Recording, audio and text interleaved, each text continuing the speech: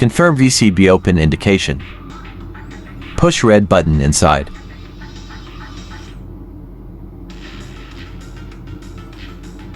Turn black knob on rotation position.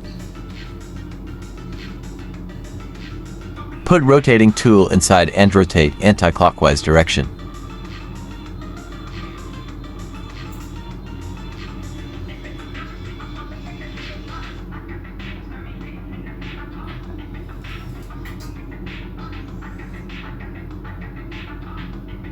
Check visually VCB is rack out from front check glass. VCB disconnected indication is on.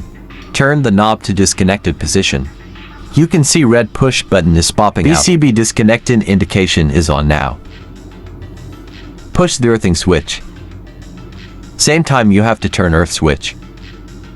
On rotation position. Put inside rotating tool and rotate in clockwise direction. Earth indication is in connection position.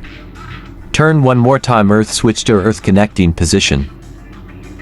Take out key and keep until alternator inspection. Paste warning sign on current VCB.